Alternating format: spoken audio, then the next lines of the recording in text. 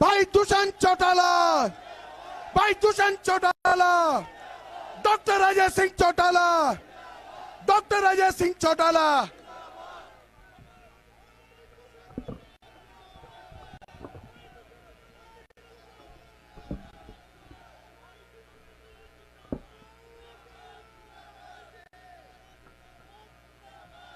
बहुत ही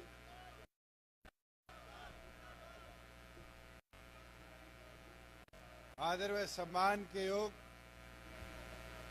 पोड़का गांव की इस पावन धरा पर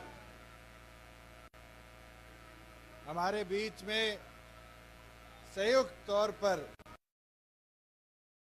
भारतीय जनता पार्टी और जननायक जनता पार्टी के उम्मीदवार गोविंद जी, जननायक जनता पार्टी के प्रदेश के अध्यक्ष सरदार निशांत सिंह जी, लोकसभा के सदस्य नायब सैनी जी, मेवात से हमारे बीच में आए औरंगजेब जी, राजेंद्र लितानी जी, राधेश्याम शर्मा जी, सरबजीत मसीता जी, तमाम मंच पर खड़े दोनों संगठनों के वरिष्ठ पदाधिकारीगण और आज पोड़का गांव की इस पावन धरा पर आए मेरे बुजुर्गों, मेरी माताएं, बहनें, युवा साथियों, मैं तो आज आपके बीच में भाई गोविंद जी के पक्ष में संयुक्त तौर पर हमारा गठबंधन इस सीट को ऐतिहासिक मतों से जीतने का काम करे उसका अनुरोध करने आया हूं। मगर साथियों, एक चीज समझने की भी है, जब हम संयुक्त तौर पर जीतने की बात करते हैं तो ये जिम्मेवारी एक एक साथी की बनती है कि अगले 100 घंटे जो इस प्रचार के बचे हैं, पोलिंग तक के, दिन रात एक कर अपना एक एक वोट कमल का बटन दबाकर गोविंद जी के पक्ष में डालकर इस गठबंधन को और मजबूती देने का काम करें। साथियों, 2 साल आपकी सरकार को प्रदेश में बने होंगे और 2 साल के अंदर चाहे वो ग्रामीण अंचल के विकास की बात हो, किसान की उन्नति की बात हो, गरीब का प्रयास रहा है, साथ पूरी निष्ठा के साथ काम किया जाए और आज उसका नतीजा है कि 3 फसलें आ गई, किसान के जीरी का, किसान की गेहूं का, किसान की सरसों का, बाजरे का, दाल का, और तो और इलाहाबाद हल्के में तो मूंगफली भी बोया करते हैं, मूंगफली का भी एमएसपी का एक एक पैसा 72 घंटे में किसान के खाते में देने का काम आपकी सरकार ने किया। साथियों, मुझे वो दिन भी याद है जब किसान के खाते में पैसा देने की बात करी थी तो लोग विरोध किया करते थे, आड़ती विरोध किया करते थे, ये पैसा नहीं लौटाएगा। मगर आज हरियाणा की पहल को पूरे देश ने अपनाने का काम किया। अपने साथ लगता हुआ राजस्थान है, जीरी खरीदी गई गंगानगर में, हनुमानगढ़ में, खाते में पैसा भेजा गया। और तो और उसका नतीजा देखो कि आज आपकी सरकार ने बाजरे का 3.25 लाख किसानों के खाते में 600 रुपया डीबीटी कर उसकी फसल से पहले उसको उसका मूल देने का काम किया है। साथियों, मैं तो इनको कहना चाहूंगा कि आज जब किसान की प्रगति और उन्नति की बात आती है तो हमारी सरकार का पहला संकल्प है कि उस किसान को प्रताड़ित न होना पड़े। अभी मैं जब आ रहा था आपके गांव से पहले परचेज सेंटर बना पड़ा है। क्या जरूरत पड़ी? क्या किसान को रात को मंडी में सोना पड़ा?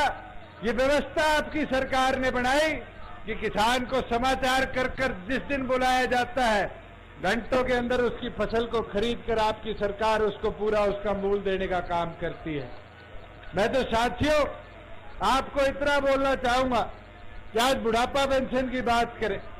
मुझे याद है जब सरकार बनी लोग 5100 की बात करते थे, पर हमारी सरकार ने 300 दिनों के अंदर बुढ़ापा पेंशन को 2000 से 2500 करने का काम किया। और ये रुका नहीं है, जैसे जैसे आगे आपकी सरकार कदम बढ़ा रही है वैसे वैसे बुढ़ापा पेंशन दिन प्रतिदिन बढ़ते भी जाएगी। साथियों, आज हम बात करते हैं सड़कों की। अपने इस इलाके के अंदर पिछले वर्षों में जहां हमें सड़कों का विकास बड़ा लिमिटेड दिखा, आज पूरे हरियाणा प्रदेश के अंदर 2500 किलोमीटर सड़कें तो हमने प्रधानमंत्री ग्रामीण सड़क योजना के तहत बनाने का काम करी। साथियों, लगभग 7000 किलोमीटर जो हमारे गांव की सड़कें वो मार्केटिंग बोर्ड से रिपेयर करवाने का काम किया कि किसान को उसकी मंडी की आहाजात पूरी तरह सुनिश्चित करी जाए। और तो और बहुत से लोग ये प्रचार करते हैं कि इनने तो धोखा कर दिया, दगा कर दिया। मैं तो एक चीज पूछना चाहूंगा, इलाहाबाद की जनता ने 11,000 वोटों के साथ इंडियन नेशनल लोकदल का एक विधायक बनाकर भेजा था और उस उम्मीद के साथ बनाकर भेजा था कि भाई विधायक जाएगा, प्रचार करेगा, प्रचार कर कर हमारे विकास की बात करेगा। 2 साल तो मैं विधानसभा में रहा, 9 महीने पहले इस्तीफा दिया था। कोई पूछने वाला हो, जब 5 साल के लिए आपको चुनकर भेजा, 1.25 साल में एक बार इलाहाबाद की बात नहीं करी और इस्तीफा देने के बाद कह दिया जब तक कानून वापिस नहीं होंगे मैं विधानसभा में नहीं जाऊंगा।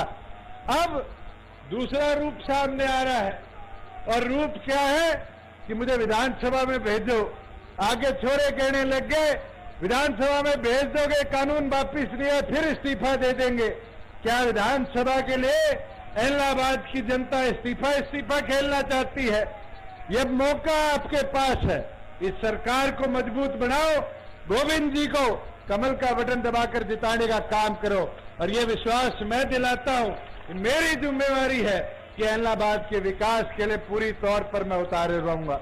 मैं तो एक कहावत जरूर आपको बता सकता हूं। एक बार एक राजा ने प्रण लिया कि मैं सबसे मजबूत आदमी के अपनी छोरी ब्याऊंगा और फिर उसके बारे में पूरे देश भर में भ्रमण करना शुरू कर दिया।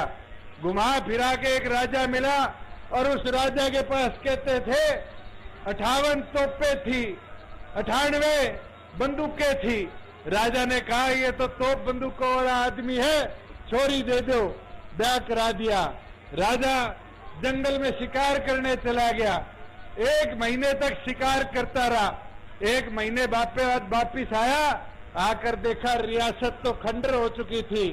तो वहां पर आके पूछा कि क्या बात हुई, राजकुमारी के साथ जिसकी शादी हुई उस सेनापति ने प्रजा को संभालने का काम क्यों नहीं किया? तो साथियों, आगे से वजीरों ने क्या बोला, कहता महाराज एक चीज तो समझ आ गई, ये किसी को कुछ मानता नहीं और यहाँ कोई इसको समझाने का काम करे इसको वो समझ आता नहीं। तो साथियों, आज के दिन इनेलो की हालत तो यही करी। चौटाला साहब तो जब 2013 में जेल में गए तो पूरा राजपाट सौंप कर गए और ये सोच कर गए कि हमारे पीछे से पार्टी संगठन का विस्तार होगा। मगर कई पुराने साथी हैं यहाँ जिनने वो पीड़ा देखी है कि 7 साल के अंदर किस प्रकार से संगठन को तोड़ा गया। और बाद में जब साथी आए तो पहले मेरे को, फिर निशांत सिंह जी को, फिर लितानी जी को, फिर सरबजीत जी को, डॉक्टर साहब को, सबको पार्टी से निकालने का काम किया। मगर साथियों, ये चुनाव चौटाला साहब को बता सकता है कि जो सेनापति को चौटाला साहब ने चुनने का काम किया था वो तोप तलवारों वाला तो हो सकता है मगर प्रजा की चिंता करने वाला नहीं हो सकता। साथियों, आज बताना पड़ेगा आपको वोट की ताकत से चौटाला साहब को कि आपने जिस सेनापति को चुनने का काम किया था उसने किसी की सुनी नहीं और कोई सलाह देने का काम किया, उस सलाह को लेकर नहीं, अपनी मन मर्जी से संगठन को बर्बाद किया। मैं तो आपको एक चीज जरूर बताना चाहूंगा कि हमने दिन रात 2 साल में इस प्रदेश की उन्नति और विकास के लिए काम किया है और हमारा प्रयास रहा है कि ग्रामीण अंचल और सशक्त हो और मजबूत हो और अगर आप चाहते हो कि इलाहाबाद का आधा इलाका जो स्वयं प्रभावित है वहां खेती लायक व्यवस्था बनाई जाए, आधे गांव जहां आज पानी की किल्लत है वहां पानी पूरी मात्रा में पहुंचाया जाए, तो आपको अपना एक एक कीमती वोट पूरी मेहनत और लगन के साथ गोविंद जी को देकर उनको विधानसभा में चुनकर अपना नुमाइंदा बनाना पड़ेगा। चुनकर गोविंद जी को भेजो, जिम्मेवारी मेरी है साथियों। विधानसभा के माध्यम से भी आपके कामों को करवाने का काम मैं करूंगा। ये सोच लियो गोविंद जी को चुनाव को नहीं, वो चुनाव मेरो है और थे दुष्यंत बन गई चुनाव न लड़नो है। मैं तो ताने यही चीज बोलना आयो कि अब थारी जिम्मेवारी है कि आज उस सारा मैदान में उतर जाओ, पूरी मेहनत लगन रख दो। लोग तो विरोध करता रहेगा, लोगों की तो आदत होगी है, 1 साल तो मैंने देखने तो हो गयो। क्या बात है, कानून वापस कर लो। कौन सा है, बेरो कोनी। कानून में है कौन, बेरो कोनी। के चढ़ेगा, बेरो कोनी। ई बारी एक चीज बताओ थाने, मेरे कने बारी बारी नायब जी को फोन आयो कि जी मंडिया में जीरी यूपी वाली खोल दो, पंजाब वाली खोल दो। नए कानून में तो मंडिया खुलेगी, मगर खुद पंगो लेके पुराना कानून लागू रख दियो और पुराने कानून मंडिया में आवाजाही बंद होगी। अपना आधा साथ लगता हुआ आड़ती आज के दिन मारा गया। साथियों आड़ती और पीछा इकट्ठा करके दिया, कहता घूमता कि वो तो कालो कानून मंडिया ने बंद लगा देगो। कोई 1 साल में 1 मंडी के ताड़ो लागे हो तो बताओ। आज तो दरवाजा चले, मंडी को नहीं चले, पहले वो बेहतर चले और पहले वो अच्छी तरह प्रोक्योरमेंट प्रदेश में हुआ। मैं तो आज साहब एक ही रिक्वेस्ट करूं कि समझने की बात है, लोग कई अठे खराब माहौल करे, मगर माहौल खराब थे को नहीं होने देना। मजबूती डट के थे लड़ाई लड़नी है। बूथ संभाल लो, अगर थे बूथ संभाल गया 30 तारीख ने, तो 2 तारीख ने गोविंद जी ने मैं विधानसभा के अंदर सदस्य इलाहाबाद को देखा ना। कर दोगा को नहीं करो, कर दोगा, हाथ आगे विश्वास दिलाओ, कर देगा नहीं। मैं तो दोबारा तारो आई अपील करने आयो और एक चीज दोबारा बोल के जाऊं, गोविंद जी को चुनाव को नहीं, मेरा चुनाव है साथियों।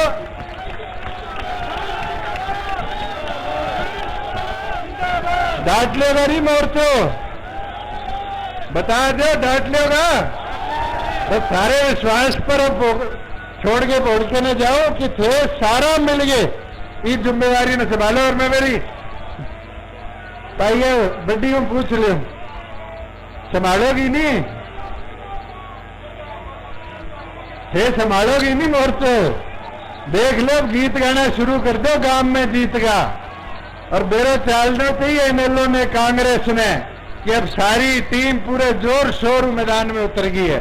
मैं तो यही अपील करें थारे बीच आयो, सारा जवान पर जो मान सम्मान दियो, जो आशीर्वाद दियो, भी खातर थारो सारो का आभार प्रकट करो। कृष्ण कंबोज जी, ओम प्रकाश जी, सारी टीम यहाँ है। मैं इनका भी आभार प्रकट करता हूँ कि इन्हें छोटे से नोटिस पर आप सबको इतनी भारी मात्रा में एकत्रित करने का काम किया। आप सबका बहुत बहुत धन्यवाद।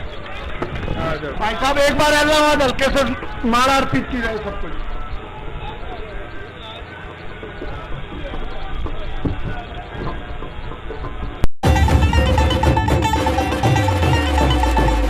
समय का पहिया घुमा के अब एक नई शुरुआत करिए, इस देश की सुनहरी धरती में नई जान भरिए। खिलखिलाते खेतों में खुशियों की बरखा करिए, अपने खेतों की फसलों से देश खुशहाल करिए। बेलारूस ट्रैक्टर, हाँ बेलारूस ट्रैक्टर, तकनीक विदेशी है, इसे देश के रंग में रंगिए। बेलारूस ट्रैक्टर का सब मिलके स्वागत करिए। बेलारूस ट्रैक्टर, तकनीक विदेशी, दिल देसी।